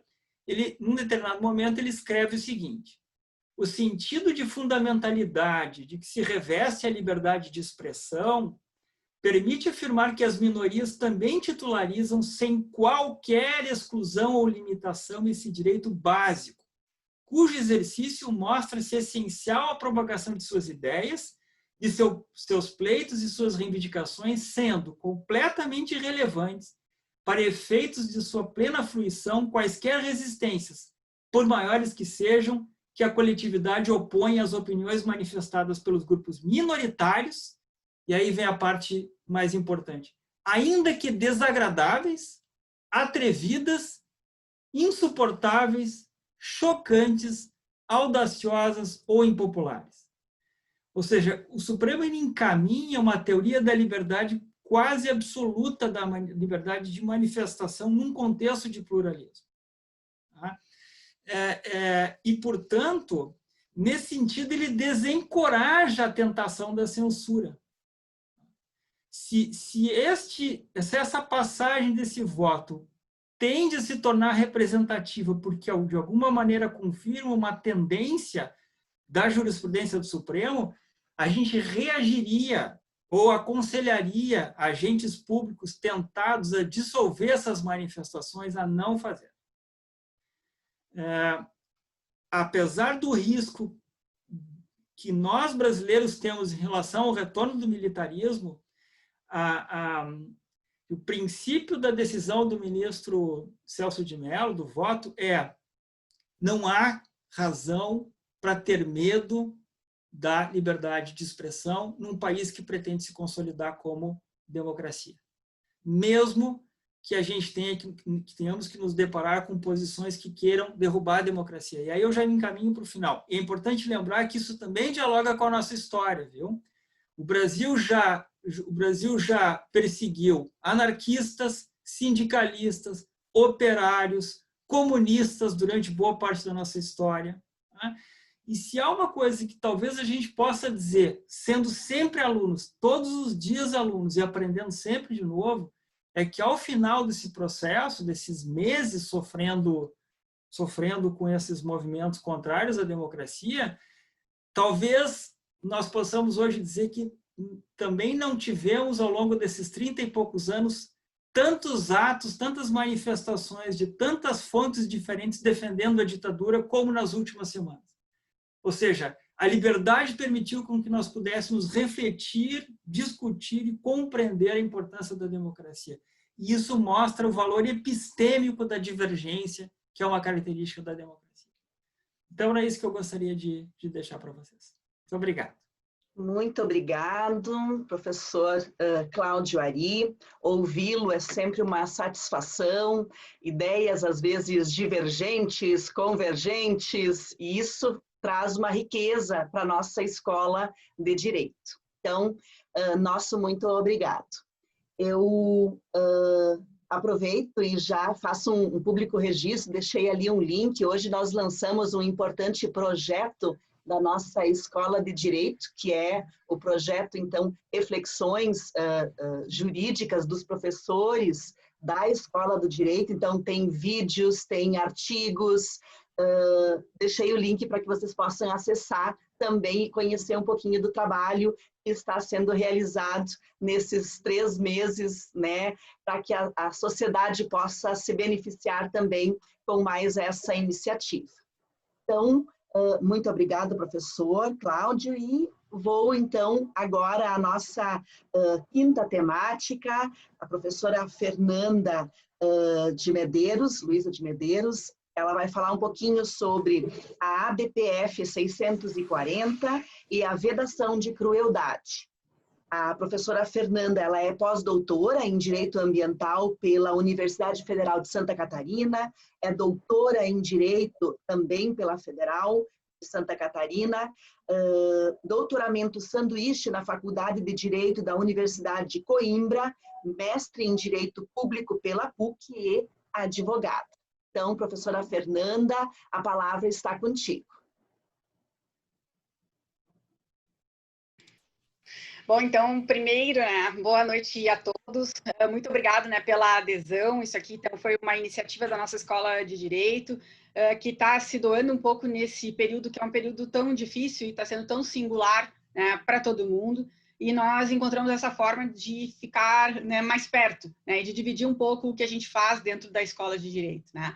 Então, agradeço, né, aos colegas, né, a iniciativa da gente poder estar aqui junto nessa noite, né? Mesmo que seja virtual, mesmo que seja um pouquinho distante. Depois eu queria só comentar com vocês, antes de iniciar aqui a minha fala, que eu acho que vai ser um pouquinho diferente de todos os outros, né? Que a gente está transmitindo também pelo Facebook, está super bacana olhar ali os comentários, né? Colegas super queridos, aí eu, né, tipo, eu encontrei aqui tipo, comentários da professora Raquel Sparenberg, da professora Márcia Cadori, muitos alunos nossos, né? Então a gente está tendo uma participação bem bacana em várias mídias. Eu acho que esses momentos também estão nos ensinando isso. A gente está aprendendo a viver de um jeito diferente e tirar proveito, né, disso da melhor forma possível. Aproveitando, então, as novidades, eu queria, Márcia, tomar liberdade aqui, então, antes de começar a minha fala, de falar outra coisa que eu acho que a gente está fazendo aqui na Escola de Direito, que é super bacana, além desse projeto do Covid que a Márcia liderou, junto com a professora Lívia Pitan. Nós lançamos essa semana uma clínica de prevenção e desenho de solução de conflitos, né? Uma forma da gente estabelecer uma outra busca, né, para solucionar, né, os conflitos, que não seja só a busca pelo Poder Judiciário, então buscar outras alternativas dentro dos moldes ali do artigo 3º do CPC. E aí eu vou colocar aqui no chat para vocês, então, ali o link, depois se vocês ficarem curiosos, deem uma olhadinha, porque é um projeto bem legal. E a PUC está sendo, a nossa Escola de Direito está sendo vanguardista, né? É a primeira clínica nesse modelo que nós temos no Brasil, dentro de uma universidade. Então, a gente está, né, com um baita de um instrumento na mão para fazer um projeto, um trabalho bem bacana. Bom, meu tema ficou um pouquinho diferente dos demais, né? Meu tema ficou dentro do direito ambiental, mas, ao mesmo tempo, é um tema que deixa também, às vezes, as pessoas um pouco desconfortável, porque, no fundo, a gente vai acabar falando sobre animais não humanos. A DPF que eu escolhi para conversar com vocês é a DPF 640, ela tem ali uma decisão bastante recente, por isso eu achei bacana da gente pensar sobre isso. Também achei importante a gente escolher aqui para conversar, né, sistemas de controle de constitucionalidade. Às vezes a gente, quando leciona ali, né, processo constitucional, às vezes as pessoas ficam olhando para a gente, tá, mas e aí, né, vou usar isso, fica tão abstrato, né? E aí a gente, trazendo esses temas para vocês, através dessas ações de controle, a gente começa a entender o quanto isso impacta a nossa vida no todo dia, né? Então eu escolhi aqui essa ADPF. Então essa ADPF como uma forma de controle de constitucionalidade, vai discutir uma situação que é o sacrifício de animais, e de que maneira, né, e como isso se organiza. O artigo 225 da Constituição brasileira, onde ele traz a proteção, né, do ambiente, nos aponta a existência de um direito e um dever fundamental. Então, quando a Constituição insere o artigo 225 e coloca o direito à proteção do ambiente num outro cenário, trazendo esse direito para um outro patamar, né, a gente reconhece a existência de um direito e um dever fundamental ao ambiente sadio e equilibrado. Então, pensando na DPF, a gente tem lá uma ação de controle, né, concentrado, né, da constitucionalidade, em que eu tenho que fazer a proteção em caso de ofensa dos preceitos fundamentais, dentre eles os direitos fundamentais. Então, a gente tem ali dentro do cenário 225 uma porta para fazer, né, essa discussão quando existir situação, né, de reparação ou né, de lesão, ou para evitar essa lesão. Qual é a discussão da DPF?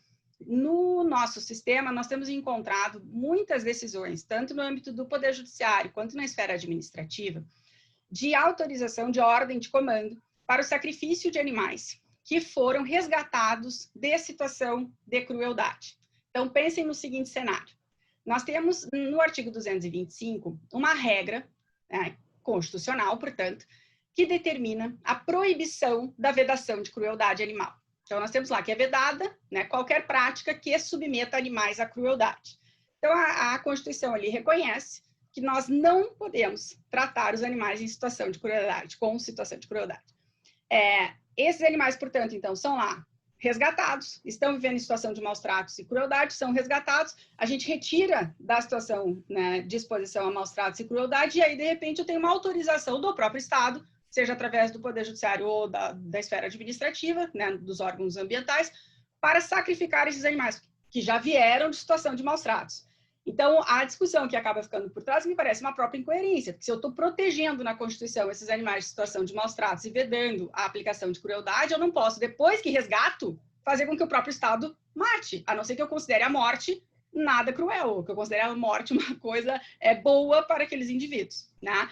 Então, dentro desse cenário, essa foi, né, a discussão proposta. E aí, o que nós temos?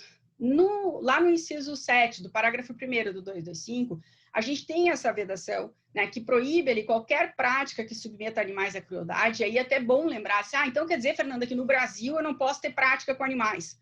Posso, desde que não seja cruel. E isso não pode ocorrer nem pela mão do particular, nem pela mão do poder público.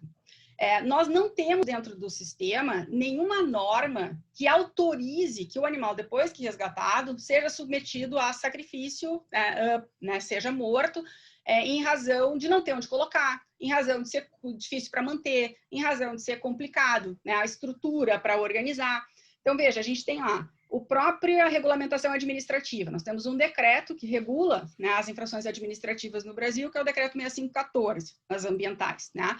Ali, eu não tenho nenhuma referência dizendo, olha, depois que resgata, se tiver algum problema econômico ou de dificuldade de locação, ou dificuldade, né, enfim, de adequação, sacrifica. Não tem essa previsão, né?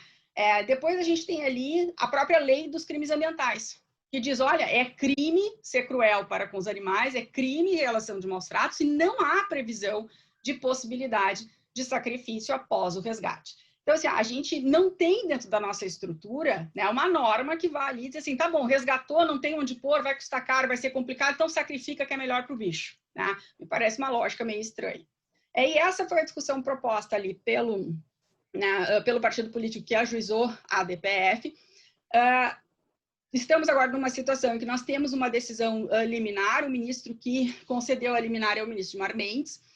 O ministro Gilmar Mendes entendeu se tratar, sim, né, do cumprimento dos pré-requisitos de uma DPF, né, que é uma discussão que a AGU, né, em seguida levantou, e entendeu que realmente não há condição do sistema de autorizar que o Estado sacrifique os animais que foram retirados de maus tratos, né? O bacana do direito, e aí acho que até foi algo que o Cláudio Ari levantou ali, né, é que a gente está sempre aberto à relação de diálogo, né? São vários olhares, às vezes, sobre a mesma coisa. Quando a AGU vem e se manifesta nos autos da ação, ela diz assim, não, mas olha só, eu tenho que poder fazer isso, porque tem situações em que não há possibilidade de manutenção dos animais, né? E aí cita exemplos de doenças, por exemplo, né, vinculadas a rebanhos, né? A gente pode ter ali pensar em situações que podem envolver doenças vinculadas ao gado, que possam envolver doenças vinculadas às aves, que podem afetar a saúde humana ou a própria saúde ambiental. De fato, a gente sabe que isso existe. Mas não é o caso do que está sendo regulado na relação processual. Ali o que a gente está falando é sobre animais que estavam submetidos a situações de maus tratos poderem ser sacrificados pela mão do Estado depois que salvos. Tá? Então, dentro dessa situação, o ministro Gilmar Mendes, liminarmente, decidiu suspender toda a decisão, né, administrativa ou judicial que autorizasse o sacrifício desses animais com base na regra de vedação de crueldade do inciso 7 do parágrafo 1º do 225. Então, a discussão que a AGU acaba levantando é dizer que, olha, mas em situações de risco à saúde humana, em situação de risco à saúde ambiental, de fato, a gente sabe que isso existe, mas não é o objeto da relação. Ah, mas é custoso e é problemático. E, de fato, a gente sabe que é problemático. Pensem o seguinte, ó, nós temos alguns precedentes super importantes no STF com relação à vedação de crueldade animal. Nós temos 3 desses precedentes vinculados à mesma prática, rinha de galo. Então, nós tivemos uma ADI do Rio Grande do Norte, outra do Rio de Janeiro, né, e outra de Santa Catarina. 3 normas estaduais que regulamentavam a rinha de galo como atividade esportiva, uma prática esportiva e cultural. O STF rebateu as 3, né, e disse, olha, não é cultura albergada pela Constituição. Eu não posso reconhecer tal prática como uma relação cultural, né, porque essa prática ofende a norma constitucional. Então, se eu estou vedando a crueldade, eu não posso submeter os animais a uma situação de rinha. Né? Aí imagine que a gente está lá e vai lá e a gente quebra a rinha. Né? E eu resgato 100 galos de rinha. Com biqueira, com polteira, dependendo da situação, eles podem estar até anabolizados. Posso colocar todo mundo no mesmo galinheiro? Não posso. Né? Então, como é que a gente consegue vivenciar, né, esse debate? Teve até uma decisão que os autores até, né, os interessados na propositura da DPF acostaram, chamando a atenção que a decisão do magistrado foi: vamos responsabilizar o rinheiro a custear a proteção desses animais agora até que seja, né, o seu óbito natural. Ou seja, nem sempre o Estado precisa ficar com toda a conta. É possível a gente ali pensar na construção, né, de um espaço não proibido pela lei que se faça ali a responsabilização, né, daquele que estava atuando em situação de maus tratos. Por óbvio, também a gente não quer o retorno desses animais para quem fez a situação de maus tratos. Então, eu não vou retornar o animal para o rinheiro, né, que é, na verdade, uma grande discussão que acaba por trás desse cenário. A gente observa situações como essa todo ano na farra do boi. Né? A farra do boi também é um precedente importante no Supremo Tribunal Federal com relação à vedação de crueldade. É uma prática alegadamente cultural no estado de Santa Catarina. Foi uma das primeiras discussões que se teve com relação à vedação de crueldade no STF, e o STF entendeu que a prática é inconstitucional. E todo ano a gente encontra a situação de farra em Santa Catarina. Né? Então, como é que eu faço com o boi? E aí, às vezes, a gente não para pensar sobre isso. Né? Então, vamos pensar o seguinte, a gente teve ali uma situação com o boi, eu salvo o boi. Né? Protejo o boi não sofreu na mão do farrista. Ele não foi morto, não foi chutado, não foi, enfim, né, maltratado. Pega o boi. Mas como é uma situação que é inconstitucional, aquele boi não está mais identificado. Então, ele não tem brinco, ele não tem identificação de proprietário, eu não consigo fazer a pesquisa da anamnese da situação de saúde daquele animal. Aí eu salvo o boi. Aí vem o Estado e diz para mim, qual é a situação de saúde desse animal? Ele está vacinado? Ele tem algum risco? Eu não consigo dizer, porque esse animal, obviamente, ele foi desidentificado para poder realizar a prática que foi considerada inconstitucional. O que acaba ocorrendo com o boi? Morre. Né? Mas daí agora ele é morto pela mão do Estado. Então, alguns cenários como esse acabam fazendo a gente repensar o tratamento que a gente vem dispensando a esses animais. Acho que o momento que a gente está vivenciando hoje é um momento propício, às vezes, para a gente se propor uma reflexão diferente. Não sei se vocês já se deram conta, mas a situação toda que a gente está vivenciando, e a gente vai só aumentando as notícias, né? Muito se tem do tratamento indigno que a gente concede às outras espécies. Né? Será que, de fato, a gente estivesse relacionando essa vida digna, né? Que até o Clementel começou ali no início falando sobre isso, né? Falando sobre a dignidade da vida, né? Se a gente pensasse sobre a dignidade da vida, e não só sobre a nossa vida, né? Não só sobre a vida humana, e pensar sobre a dignidade da vida, ponto, será que mercados, né? Esses wet markets, como é o caso do mercado na China, que propiciou toda essa, né, propagação desse vírus em razão, né, da disposição como os animais estavam sendo ali, né, expostos, consumidos, tratados e tal, será que a gente teria essa contaminação interespécie? Será que, de fato, a gente estaria exposto a isso? Eu não sei se vocês observaram essa semana um novo risco de contaminação com relação à gripe suína. Né? Onde é que estava? O porco estava livre no mato, vivendo silvestremente? Não, ele estava dentro de um espaço de produção confinada. será que, de fato, essa situação de maus tratos que a gente submete a outras espécies não propiciam um pouco daquilo que a gente está agora sofrendo, né, a consequência? Então, acho que acabar essa DPF, ela se tornou bem interessante, né, para que a gente possa, no fim e ao cabo, né, analisar o que de fato a gente quer colocar em prática com essa regra que está prevista na Constituição. O andamento que nós temos hoje nessa ação, né, então ela é uma ação que não chegou ao fim ainda, né, nós temos aí uma decisão liminar, uma manifestação da AGU dizendo, obviamente, que não concorda com a decisão do ministro, nós temos várias ONGs da sociedade civil ali se habilitando como amicus curiae na ação, mas é bem interessante para a gente enxergar que a situação de controle, né, concentrado, que é aquilo que acaba vindo do Supremo Tribunal Federal, reverbera significativamente nas nossas vidas. Então, hoje a gente tem a suspensão dessas decisões, o que me parece minimamente razoável, né, porque se eu tenho que vedar práticas cruéis aos animais, eu não posso permitir que o próprio Estado faça isso depois de salvá-los, né, ou então não salve, né, ou fecha os olhos e aí deixa que os outros maltratem, ou a gente puxa, ou a gente... mas admitir, né, que o próprio Estado realize aquilo que ele criticou e foi lá e retirou do particular, fica difícil mesmo de compreender. Tá? Independentemente do resultado que possa vir a ter essa DPF, Márcia, eu acho que ela acaba já trazendo para a gente uma reflexão, né, de como a gente está lidando com o espaço natural, de como a gente está lidando com a questão ambiental, de como a gente consegue hoje estar lidando, né, com essas outras espécies. E, de fato, né, minimamente a gente pensar se a gente estaria hoje onde a gente está, né, nessa situação de pandemia, se a gente estivesse tratando esses animais de outra maneira. E aí eu já ouvi muitas falas das pessoas dizendo, mas é porque os chineses tratam de forma diferente. É como se nunca tivesse posto o pé em um mercado brasileiro. Né? Então, a situação de exposição, né, de crueldade ou de maus tratos, ela acontece não só na China. Né? Na verdade, é uma relação nossa enquanto espécie, tratando, né, as outras espécies. Então, eu acabei trazendo um pouquinho diferente do que os guris trouxeram, do que a Gabi trouxe ali, para que a gente pense um pouco, né, nesse cenário, né, de tratamento da natureza, nesse artigo 225 da Constituição, que né, que afinal está sozinho ali, mas é imenso, né, tem uma riqueza gigantesca ali, e especificamente aí na relação da proteção do animal não humano, quando a gente tem ali uma regra bastante clara, né, de vedação de crueldade, né, fazendo com que cobre, né, pelo menos aí do comportamento do Estado, algo, né, linear, assim, algo coerente. Né? E aí, quando a gente fala sobre isso, as pessoas dizem, mas isso é coisa de ativista, né? Isso é uma novidade. Salvo melhor engano, esse dispositivo está na Constituição. E aí eu falei, salvo melhor engano, só para pegar no pé, né? Porque o dispositivo está na Constituição desde 88. Então, nós temos mais de 30 anos de estrada, né, com isso escrito. Já dava para a gente ter incorporado alguma coisa nesse caminho, certo? Mas era esse o meu recado, Márcia. Muito obrigada. Muito bem, professora Fernanda. Eu gosto muito desse momento onde a gente pode dialogar num caráter interdisciplinar. Boa noite, professor Elias. Também agora estou enxergando o senhor, nosso coordenador do Núcleo da Propedêutica. E eu agora, então, a gente ainda tem alguns minutinhos.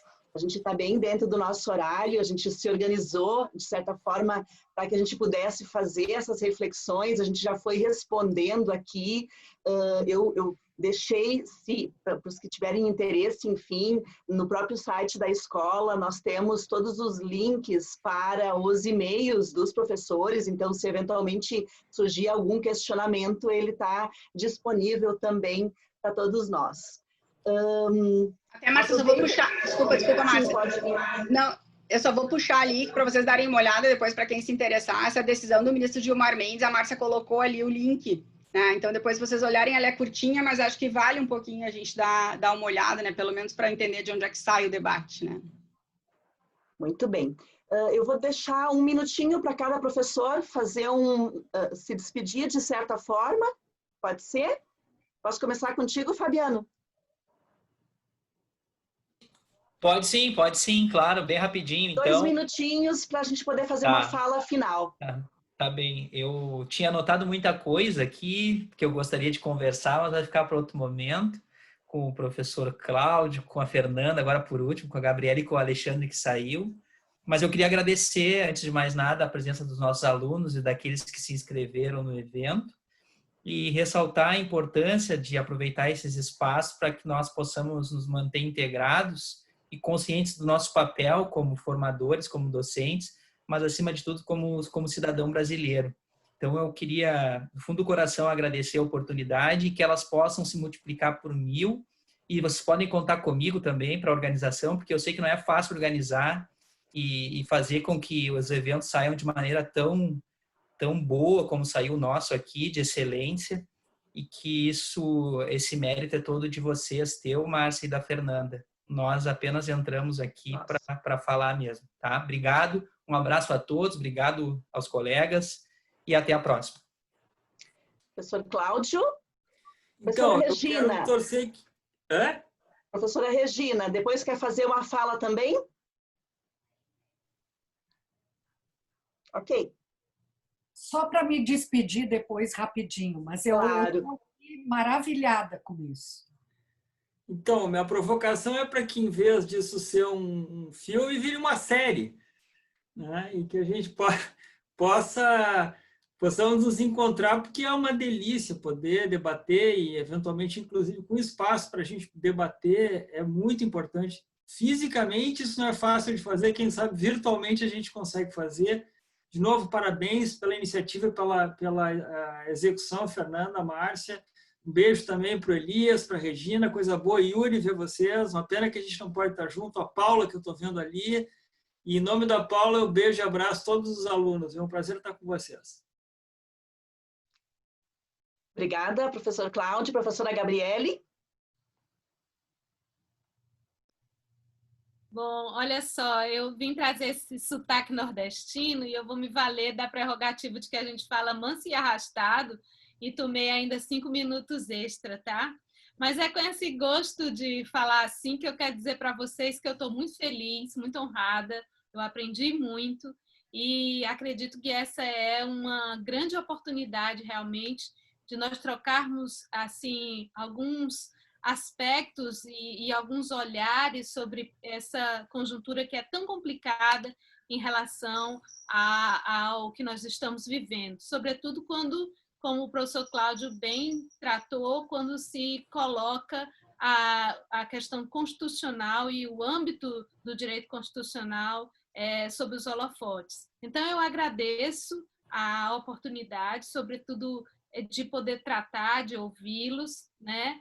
Agradeço principalmente a Márcia e a Fernanda pelo convite.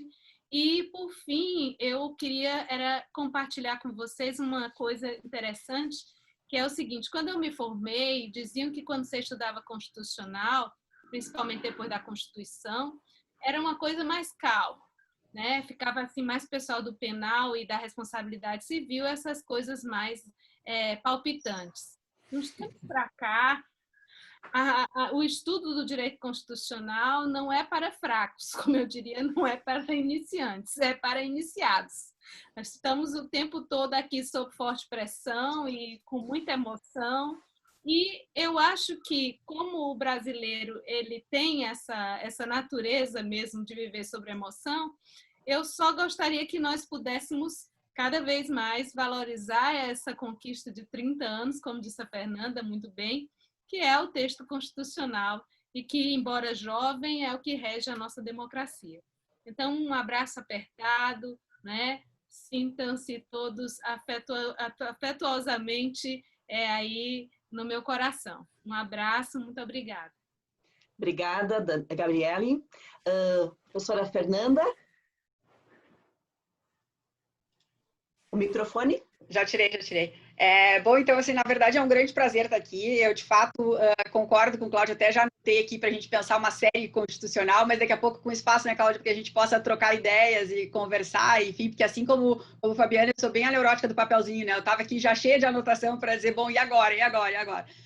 O que eu acho bacana da gente trabalhar isso, de pensar até sobre isso e se ouvir um pouco, porque eu conversei com a Fabiana há pouco e a gente dizia assim, o constitucional está em tudo, né? O constitucional é a base de toda a relação, então a gente não pode deixar para trás ou deixar de lado, dar menos importância aquilo que vai ser o que vai sustentar qualquer outra área que a gente optar ou quiser seguir ou quiser conversar.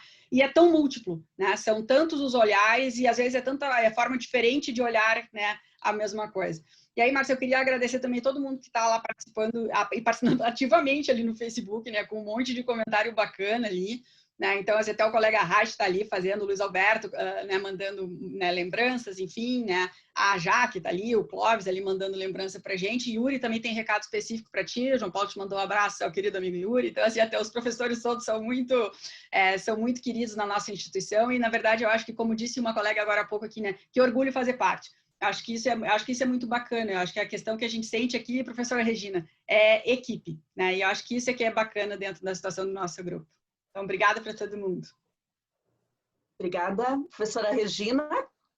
Bom, eu quero primeiro novamente parabenizar a todos vocês, a Fernanda, a Márcia, que organizaram, aos palestrantes, não só em meu nome, mas em nome do decano da escola, professor Fabrício Posebon, agradecer a presença de tantos professores e alunos, agradecer em nome da coordenação do curso, do professor Elias, que é o coordenador desse núcleo, né, de propedêutica jurídica, e está aqui também professora Laura, professor Yuri, que é do meu núcleo, e dizer que a PUC é exatamente isso, essa integração, que não é a distância. O pessoal que está no Facebook, está me ouvindo lá, o pessoal?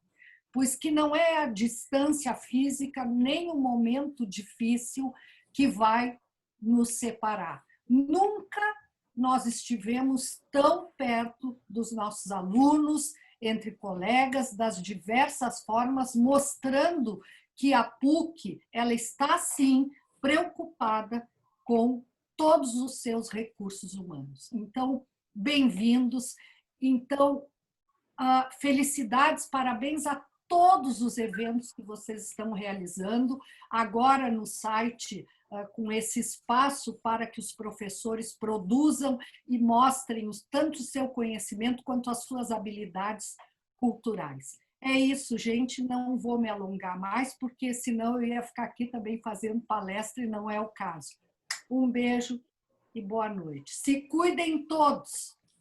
Certo, obrigada. Obrigada, professora Regina. Obrigada a todos os meus colegas. Eu já antecipo que nós estamos, sim, já pensando numa de tributário, numa sobre os dados. Então, a gente vai ter novidade por aí, com calma também, porque agora nós já estamos avançando no mês de julho, mas nós vamos ter, sim, muitas novidades, porque, como muito bem falou a professora Regina, nós nunca conversamos tanto com os nossos colegas, não é, Fernanda? Eu acho que eu e você, nós nunca tínhamos conversado tanto quanto neste momento de troca. A gente, na semana passada, fez uma aula aberta sobre direito ambiental também. Então, fica aqui o meu abraço fraterno a todos, e é realmente um orgulho fazer parte da Escola de Direito da PUC. Muito obrigada a todos e boa noite.